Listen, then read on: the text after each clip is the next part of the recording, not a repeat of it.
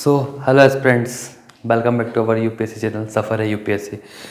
So guys, मतलब मुझे नहीं पता कि ये वीडियो की जिसने इस पर क्लिक किया, मुझे 100% श्योर है कि जिसने इस वीडियो पे क्लिक किया होगा वो थंबनेल और टाइटल देख कर ये आया होगा कि how to qualify UPSC prelims in 2 months.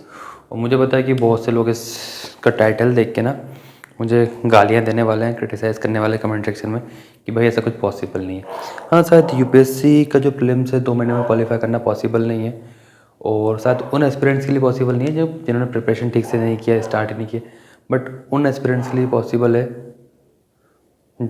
जिन्होंने प्रिपरेशन अच्छे से की है, तो प्रिपरेशन थोड़ी सी कमी रह गई है तो उन्हें उस कमी को ठीक करना है, तो वो क्वालिफाई कर सकते हैं। फिर उन एस्पिरेंट्स के लिए जिन्होंने 3-4 महीने पहले प्रिपरेशन स्टार्ट की थी, वो अच्छे सेफ जोन में आ चुके हैं, कुछ सब्जेक्ट्स में वो अच्छा परफॉर्म कर रहे हैं, बट कुछ सब्जेक्ट में वीक है तो उन्हें थोड़ा लग रहा है कि वो कर पाएंगे या नहीं। तो उनके लिए हम लोग ये डिस्कस कर रहे हैं कि उनके लिए एक तो ये लेक्चर जो है उन्हीं के लिए हेल्पफुल होने वाला है। तो जस्ट अगर आप क्रिटिसाइज़ करने वाले हैं कि 2 महीने यूपीएससी प्रीलिम्स क्वालिफाई नहीं हो सकता, तो प्लीज़ आप पूरा वीडियो देखिए। ऐसा हो सकता है कि वाकई जिस इंटेंशन से आपने इस पर क्लिक किया हो कि कुछ ऐसा मंत्र मिल जाए प्रीलिम्स क्वालिफाई करने का, तो लास्ट तक आपको ऐसा कोई मंत्र मिल सकता है। तो गाइस, सबसे पहले ये कि यूपीएससी का जो प्रीलिम्स एग्ज़ाम है वो एक ट्रिकी एग्ज़ाम होता है, ठीक है। मतलब आप 10 साल तक प्रिपरेशन कर लो, बट तब भी आप 100 क्वेश्चंस यूपीएससी के एज इट इज़ अटेम्प्ट नहीं कर सकते, कितना पढ़ लो। ये एक फैक्ट है, ये रियलिटी है, इसको माइंड में रखना है, ठीक है। तो अब हम डिस्कस करते हैं। देखो, यूपीएससी प्रीलिम्स का जो कट ऑफ है वो हर साल थोड़ा थोड़ा कम होता जा रहा है, ठीक है। बिलो 90 आ चुका है, ठीक है। तो हो सकता है ऐसा शायद थोड़ा बढ़ जाए अगर वैकेंसीज ज़्यादा हैं। 1105 वैकेंसी से बहुत अच्छा चांस है। तो अब देखिए, सबसे जो हाईएस्ट कट ऑफ जाता है वो जनरल कैटेगरी के लिए जाता है, तो हम लोग उसी कट ऑफ को माइंड में रख के डिस्कशन करेंगे। तो यूपीएससी का जो देखिए, हम लोग ना इसे कैलकुलेशन समझने की कोशिश करते हैं। जस्ट आपका होता है 100 क्वेश्चंस यूपीएससी प्रीलिम्स में, ठीक है। और ये होते हैं, एक क्वेश्चन होता है 2 मार्क का, ठीक है। तो ये हो गया आपका 200 क्वेश्चंस का, ठीक है। 200 मार्क्स का पेपर हो गया। अब जो कट ऑफ जाता है जनरल कैटेगरी का वो जाता है 90 मतलब 45 क्वेश्चंस, ठीक है। 90 एवरेज जाता है, 90 बिलो चल रहा है आजकल, ठीक है। सर तो ये तो एक आध नंबर कम होगा, एक आध नंबर ऊपर होगा, तो प्लस माइनस 90 मान के चलते हैं, ठीक है। तो 45 क्वेश्चंस आपका, तो ये 90, तो ये आपका कट ऑफ है। अगर पूरा इसको सेव करना है तो हम लोग सिर्फ 50 ले लेते हैं एवरेज, लाइक 100 नहीं जाएगा कट ऑफ, ये रियलिटी, बट हम लोग 50 ले लेते हैं एवरेज। तो 50 क्वेश्चंस आपका जो हो गया कट ऑफ, मतलब ये 100 मार्क्स कट ऑफ जाएगा जनरल कैटेगरी के लिए, और बाकी अदर कैटेगरीज है तो उनके कट ऑफ और नीचे आएंगे। तो 50% में आप एग्ज़ाम क्वालिफाई करो, कितना ईजी एग्ज़ाम है ना। चलिए ठीक है, मजाक छोड़ते हैं। 100 क्वेश्चन का ये हो गया, ठीक है। 100 मार्क्स के लिए ये हो चुका है।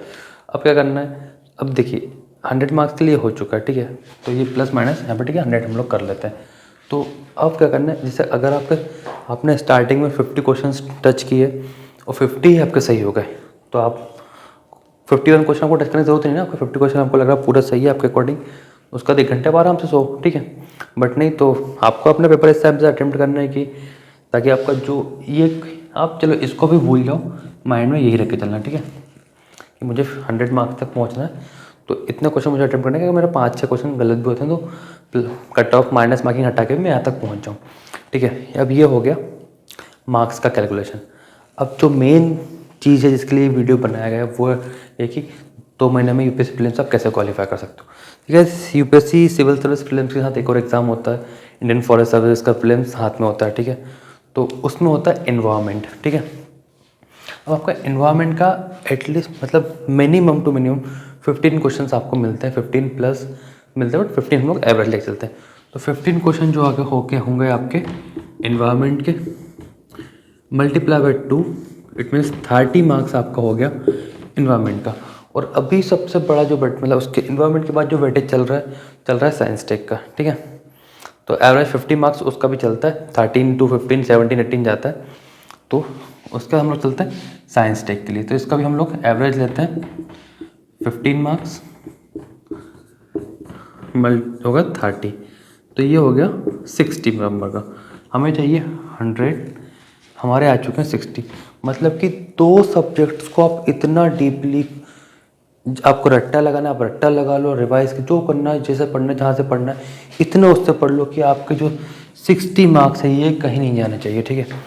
अब ये उन एस्पिरेंट्स के लिए जिनका कुछ एक दो सब्जेक्ट वीक है जो स्किप हो रहा है, ठीक है। अब आपको चाहिए सिर्फ और सिर्फ 20 क्वेश्चन, मेरे अकॉर्डिंग तो 15 क्वेश्चन चाहिए, बट एक और सेफ जोन में आने के लिए हमको चाहिए सिर्फ कितने 20 क्वेश्चन, ठीक है। तो 20 क्वेश्चन। अब उसके बाद जो धीरे धीरे जो वेटेज बढ़ रहा है, ठीक है, वो बढ़ रहा है आर्ट एंड कल्चर का, ठीक है।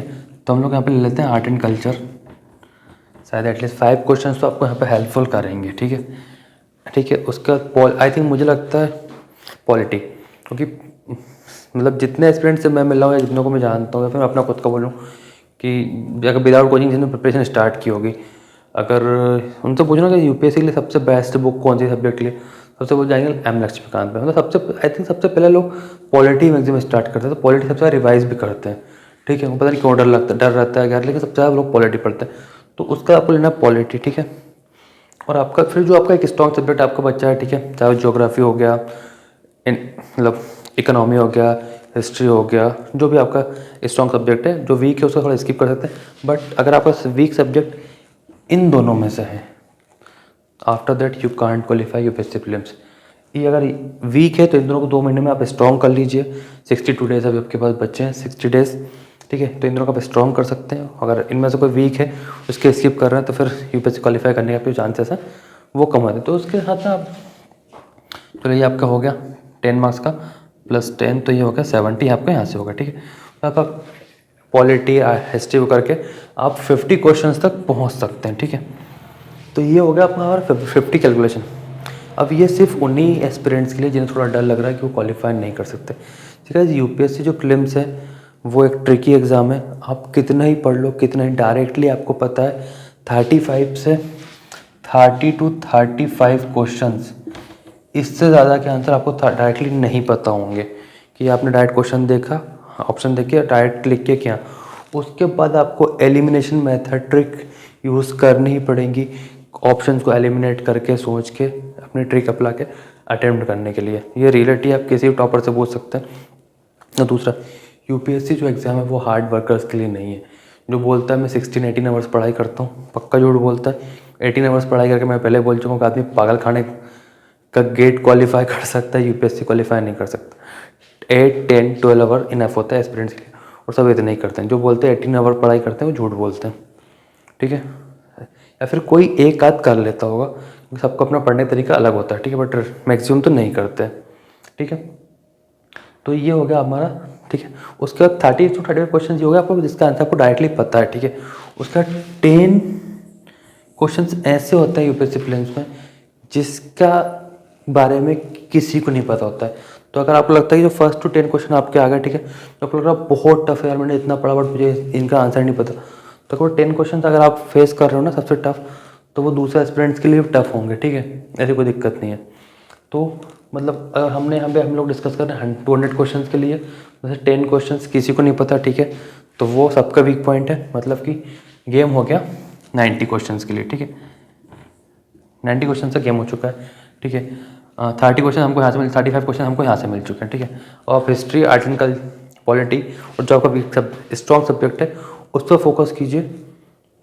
ये अगर, हालांकि देखो जिन लोगों की आधी प्रिपरेशन हुई है, ठीक है, अब वो अदर हार्ड वर्क करके उन्हें लगता है क्वालिफाई नहीं कर पाएंगे, ठीक है। 2 महीने बचे हैं, तो यार कभी इधर भागना, कभी उधर भागना, कभी इस सब्जेक्ट को पढ़ना, कभी उस सब्जेक्ट को पढ़ना, इससे आपसे टाइम, आपको पता आप टाइम वेस्ट ही करोगे, क्वालिफाई नहीं कर पाओगे। तो अगर आपको लग रहा है कि आप आधे पानी में हो और आपको कोई तरीका मिल जाए क्वालिफाई करने का, तो मैं सजेस्ट करूँगा कि आप इन दोनों को अच्छे से कवर अप कर लो, और जो आपका आधा कंप्लीट हो चुका है सब्जेक्ट्स उस पर फोकस कीजिए। आप यूपीएससी प्रीलिम्स आराम से क्वालिफाई कर सकते हैं। उसके बाद एक और गलती मत करना, सी सेट,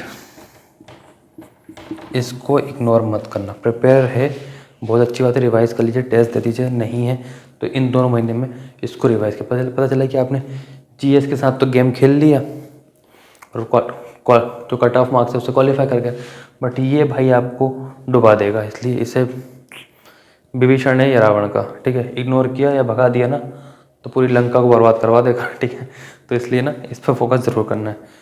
उसके बाद जिससे क्रिटिसाइज़ करना क्रिटिसाइज़ कीजिए। मुझे लगता है कि जैसा मुझे सजेस्ट करना चाहिए था और ये मेरा खुद का एक्सपीरियंस किया हुआ है, तो शायद शायद हेल्पफुल हो सकता है सिर्फ उनके लिए जिनको कहीं से मतलब आधे उसमें है, वो कहीं से कोई रास्ता नहीं दिख रहा है। बट और जिनकी प्रिपरेशन अच्छी है वो भी थोड़ा मतलब रिवीजन के इसलिए वो कर सकते हैं।